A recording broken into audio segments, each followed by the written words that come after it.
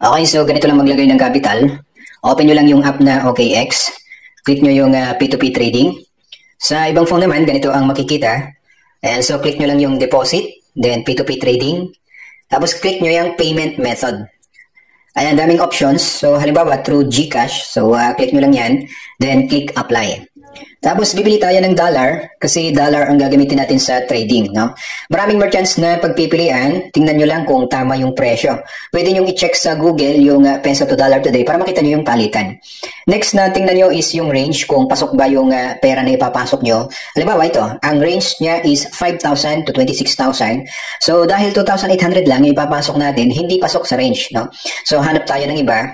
Itong isa, okay naman yung presyo niya. Tapos ang range niya is 1,000 to 31,000. Okay, so pasok yung 2,800 natin. So sa kanya tayo bibili ng dollar. Okay, click nyo lang yung buy. Tapos lagay nyo yung amount na ipapasok. So halimbawa 2,800. Ayan, then click buy USDT. Checkan nyo muna yan. Ayan, bago click yung confirm. Click ulit yan. Click pay now. Then ito na yung details para sa GCash transfer. Andyan yung name and GCash number. So open nyo na yung GCash nyo to do the transfer. Okay. Click send, then lagay nyo yung GCash number nung kanina. Lagay nyo yung amount na ipapasok nyo. Huwag nyo kalilimutan na screenshot itong part na ito kasi i-attach natin yan mamaya.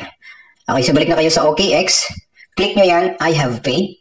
Then attach nyo yung screenshot nung GCash kanina. Then click confirm payment. Okay, then view asset. Then withdraw crypto. Click nyo yung USDT. Then exchange or wallet. Click nyo yung una, yan si Tron. Click nyo yung Max. Tapos open nyo na yung Precise Planning na app. Click nyo yung Me. Ayan, nasa baba. Click Deposit. Copy to clipboard. Then, balik kayo ulit sa OKX. Then, i-paste nyo dito. Then, Submit. Continue. Then, Confirm. Click nyo yung Maybe Later.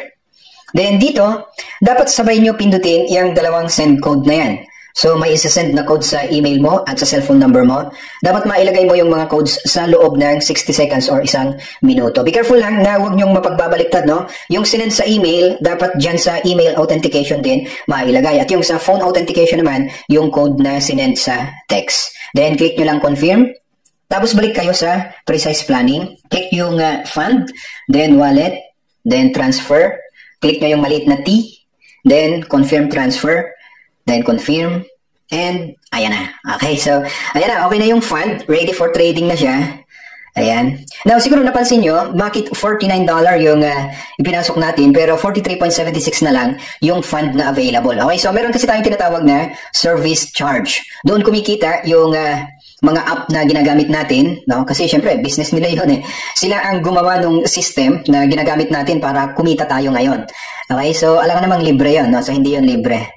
Okay, so may service charge si OKX, may service charge din si Precise Planning, and this is normal, no? Sa bangko nga meron din tinatawag na bank charges. Isipin mo maglo-loan ka, so kikita sila sa interest ng loan mo. Tapos magbabayad ka pa ng bank charges, no? And malaki-laki yun, So yung kaltas sa ipinasok natin na fund ay normal lang yun, no?